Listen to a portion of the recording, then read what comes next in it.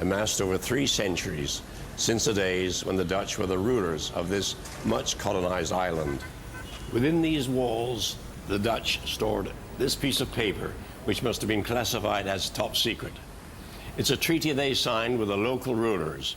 In the version the Dutch made public, they agreed to destroy all the forts in the island. But in this one, which was for Dutch eyes only, there's no mention of any such promise.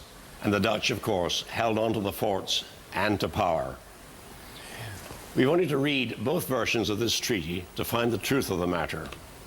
But all over the world, there are writings, inscriptions, coded communications, mysterious maps, and weird manuscripts which have fascinated, obsessed, and usually frustrated the experts who have tried to crack their secrets. In this fairy tale castle deep in the forests of southern Germany, Kirsten Seaver hopes to find the key to the world's most controversial map. But across the Atlantic in Washington, D.C., Dr. Bob McGee contests her solution to the mystery. They disagree over this piece of parchment known as the Vinland map. It's claimed to be the first documentary proof that the Vikings discovered America. In the far west, this scrap of land can only be North America. Its outline matches the Newfoundland coast. But the map has been dated to 1440, 50 years before Columbus set sail. In the top left-hand corner, an inscription says that the map is based on information passed down from Viking explorers. On Columbus Day 1965, Yale University announced it had bought the map. An outcry ensued. From the first, there were those who doubted the map's authenticity and demanded to know its history. But this man, Lawrence Witten, who sold the map to Yale, would not explain where it came from. Tests proved the parchment was medieval, but scientists disagree about the age of the ink. Archaeologist Bob McGee rests his case on historical facts. He believes the map may well be genuine. Well, the Norse were quite expert at navigating east-west across the Atlantic along single lines of latitude. So the latitude of locations would be the type of information which we can see being very carefully passed on to later generations of sailors. And this information would have been available to European map makers of the time. And if we look at the latitudes of the Vinland configuration on this map and compare them with those of Europe, it's quite remarkable how they do line up. If we look at the southern tip of Vinland and go across to Europe, we come to Brittany or the northern end of the Bay of Biscay here. And if we look at a modern map across here, from the northern end of the Bay of Biscay and go west, we find that it matches almost exactly the southern tip of Newfoundland. Now, the northern tip of Newfoundland matches with about the south coast of Ireland. And if we go back to the Vinland map and look at this first big inlet and measure across to Europe, we find that it matches with the south coast of Ireland. So this configuration from Bay of Biscay up to the south coast of Ireland correlates very nicely with the island of Newfoundland. It's known that the Vikings did reach North America. In the 1960s, archaeologists found the remains of their settlement. To McGee, the dates are everything. Now, if a forger had drawn this map back in the 1920s or 1930s and wanted the latitudes to match up with what they thought at that time the Norse had known, the island of Vinland would have been placed much further south, because it was fairly commonly accepted that Vinland would have been somewhere down Cape Cod, the mid-Atlantic states perhaps, whereas since that time, all archaeological evidence and most scholarly evidence now concludes that Vinland must have been the island of Newfoundland or the Gulf of St. Lawrence, well north of where it used to be thought to be and exactly where it is shown on the Vinland map. McGee's theories are thought small beer in Bavaria. Kirsten Seaver is quite sure that the map is a fake. It would be like the virgin birth. It has no tradition behind it. It has no reality around it. It cannot be. Seaver is convinced she knows who forged the Vinland map, a Jesuit priest who died here at Wolfegg Castle. Only he fitted the profile of the forger. The person had to be interested in maps. Secondly, he or she had to be fluent in Latin. Thirdly, the person had to know where all the bones of contention lay buried when it came to the Vinland voyages. In the 1930s, Father Joseph Fisher was a world expert on maps. He devoted his days to teaching history until the Nazis closed his college. Taken under the wing of Wolfegg's prince and princess, he spent his last years in the bosom of their family. He left some vital clues. Here at Wolfegg Castle, they have many of Father Fisher's letters. His handwriting is, of course, of great interest if we want to pin the Vinland map on him. As you can see, it's a very impatient handwriting with a very characteristic D, like that. It's full of strong lateral strokes. The D that you see in this letter is so similar to the D that you see in this map that, for starters, it is an interesting coincidence. You will also see that he writes on paper with line guides.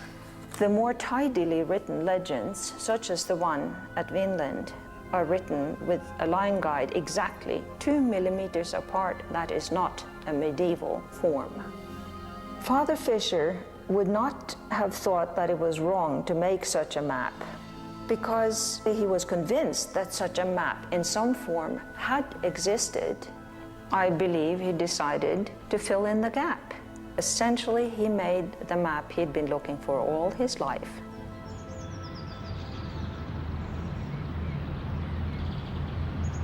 I'd like to see a solution to the mystery of the Vinland map. It's more important than simply deciding whether a university wasted good money on a fake. If it's genuine, the map would banish myths and illusions of geographical history. It would not only show how much of America the ancient Norse explored, it might also mean that Christopher Columbus didn't come across the New World by chance, but actually knew where he was going. But perhaps there's another answer to the mystery of how far the ancient Norse explorers penetrated America. It's to be found in a weird inscription which brings the tourists from far and wide to a small town in Minnesota. Alexandria cherishes its links with Scandinavia. It's where, in the 19th century, many immigrant Swedes made their home.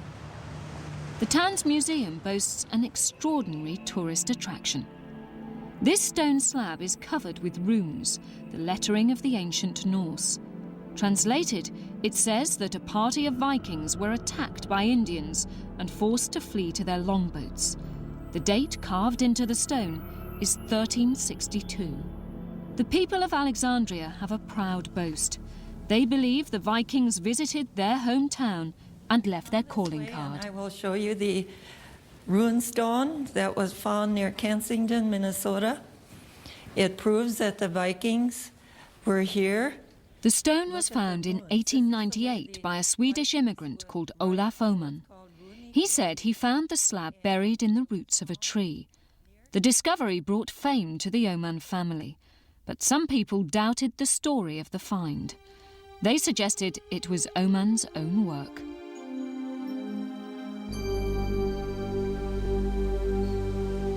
The Öhman farm where the runestone was found is preserved for posterity by the town. Grandson, Lallard Kolberg, won't hear a word against Olaf Öhman. My grandfather was an honest man, and he was a hard-working man. The Kensington runestone is a true Viking stone found by my grandfather on the Öhman farm. And it would be to add that my grandmother was a very religious person, so they can't say that my grandfather made that stone. There's no way, because he was not educated enough for doing things like that. Einar Backer remembers Öhman from childhood. Well, he was a real honest man as far as I'm concerned. He wasn't for practical jokes of any kind, I'm sure he would not sit and carve a rock like that. I'm positive it was genuine as far as woman was concerned. But in Lanso Meadows, Newfoundland, where it's known the Vikings landed, Norse expert Birgitta Wallace is sceptical of Oman's claims. With the help of stonemason Nathaniel Patey, she is conducting a runic test.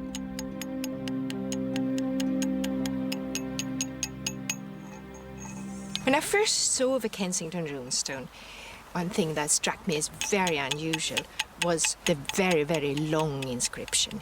Normally, a runestone only says, so-and-so erected this stone in memory of so-and-so. But that's it. When I saw that the runes were cut into a weathered surface, but the runes themselves had not weathered, it suggested to me immediately that they were quite recent.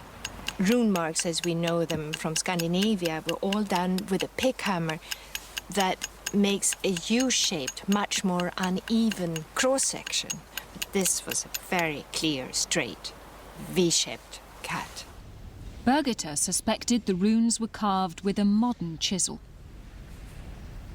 So I went and got one, and lo and behold, they fit perfectly in size. All the upright ones had been made with a regular North American 1-inch chisel. Birgitta's research in Sweden uncovered secrets from Oman's past. They strengthened the case against him.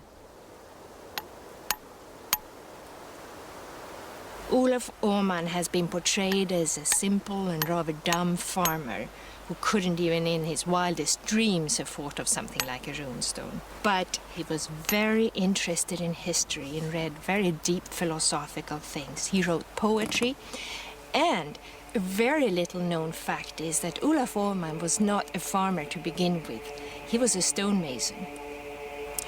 I think that the Kensington stone is proof not that the Vikings went to Minnesota, but that Minnesota had a very large Scandinavian immigrant population in the 19th century. When you're dealing with the runes, it's always wise to be wary. In 1953, Swedish experts announced they'd found an inscription dating back almost 1,000 years. But the translation soon revealed a very different story. The message actually read, Joe Dokes went east, 1953. He discovered Europe. Holy smoke.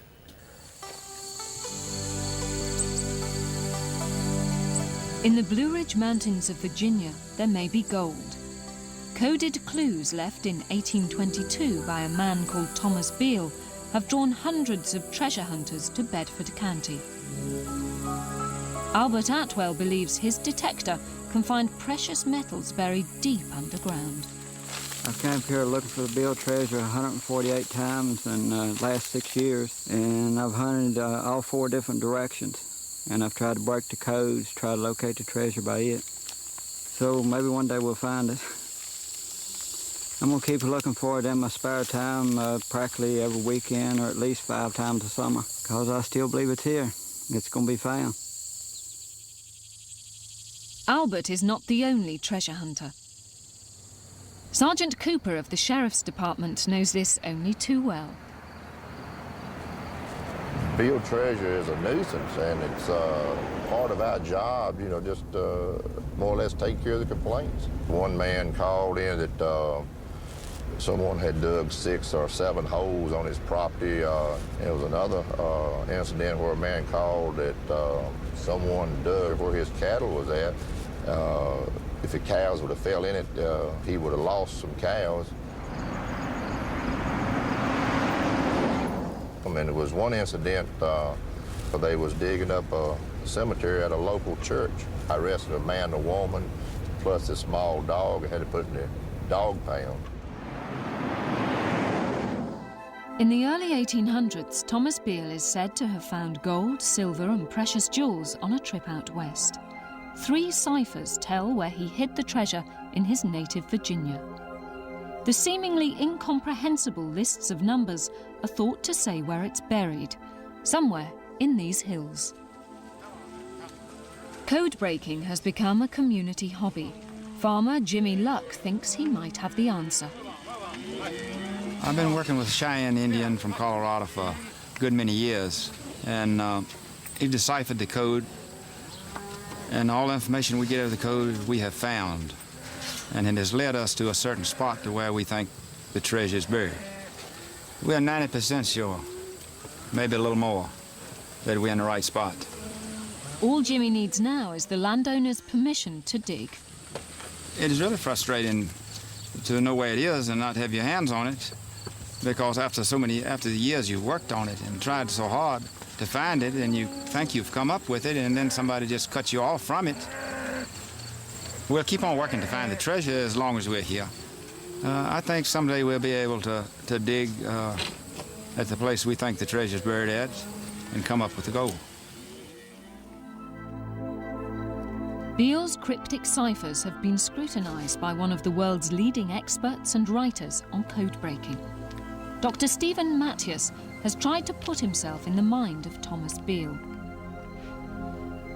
He believes he knows how the cipher was concocted.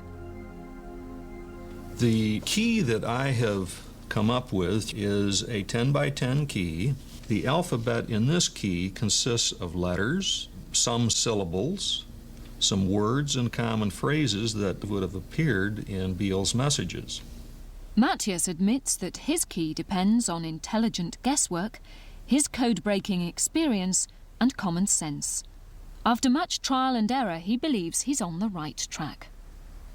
So, for example, the number 21 refers to the letter in row number 2 and column number 1, which is the letter T. Number 17 refers to the letter A that appears in row 1 and column 7.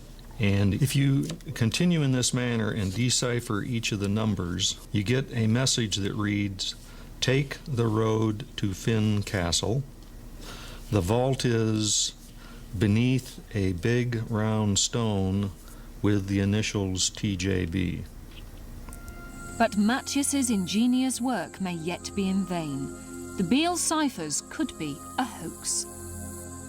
If Beale ever existed, and if the treasure ever existed, I feel confident that the solution method that I am proposing will be the method shown to lead to an actual decipherment of paper number 1, and will be the basis for leading to the treasure.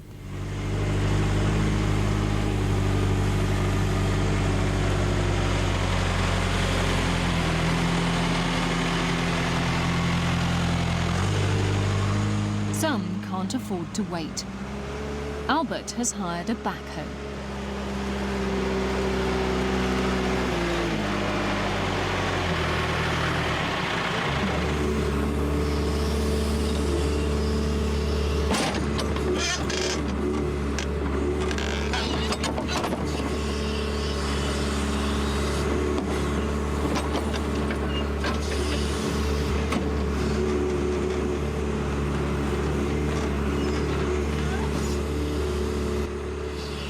We're hopeful that the Beale treasure could be right here.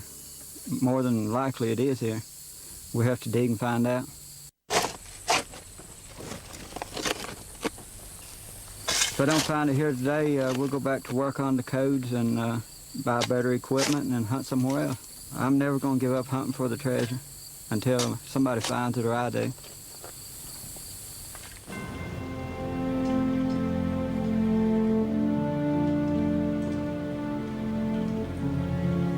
At Yale University, one building stands out from all the rest. The Beinecke Library is a forbidding place. Susan Santiris knows it well. This library does mean a lot to me. As a child, I came here and saw all the books. Of course, you couldn't touch anything or breathe in there. And then as an undergraduate student, I spent hours and hours of my life, I still remember every one of them, poring over a particular manuscript that was there and trying to make some sense of it. The Voynich manuscript is an exquisite book first heard of in Prague in the 1600s. The writing seems unintelligible, but the weird illustrations point relentlessly to a hidden meaning. Theories include a medieval herbal guide, an astrological handbook, or even the elusive recipe for the elixir of life. Only one man has claimed to be close to the answer. Robert Brumbaugh was a classics professor at Yale. He died in 1992, but his fascination with the Voynich lives on in his children Robert and Susan. They find it hard to leave their father's notes untouched. Well, the first thing that hits you when you see it is it should be something that you could just pick up and read with just a bit more effort. The illustrations are beautiful and vivid. There's a combination of scientific work and there's a humor to it that's very arresting. Together, Susan and her father identified 14 distinct characters in the Voynich. Some seemed close to our own writing, others quite strange. Brumbaugh's inspiration was to use numbers to translate the manuscript. With Robert, he began to construct a key. Father tried several possible arrangements, came out with this one, which turned out to work the best. Now, in this box, you see that one number represents any one of these 3 letters. Matching numbers to the Voynich characters was much more difficult, but the family had a stroke of luck. One of the most important clues helping to match the characters in the manuscript with numerical values is a set of marginal notes on one of the folios of the manuscript that appear to be arithmetic problems. The discovery of these equations was a watershed. Brumbaugh used them to help confirm his suspicions. He thought he could now understand some of the Voynich characters and fill in his code-breaking key. He tested his ideas on the lettering beside one of his favourite pictures. If you take the letters that are in here, or the squiggles, the scrawls, they look like this. Pi A 2. Each one of those being a distinct form. If you then ascribe to them the numerical values that appeared on the chart that my father developed, you have 7, 5, 7, 7, 5, 2. One of the possible readings of it, the only one, is pepper. And interestingly enough, this actually looks very much like a pepper. My father had a feeling like he could read more and more of it, but it remained slow going. He read bits and pieces here and there. He read labels. He read some of the star maps. Then he began reading pages, but as he went, some of it was almost distressing in its ambiguity, because toward the end of some pages, he thought that perhaps the author lapsed into a kind of gibberish. Does that mean that perhaps the code needed adjusting, or that the author was performing a major hoax on the reader?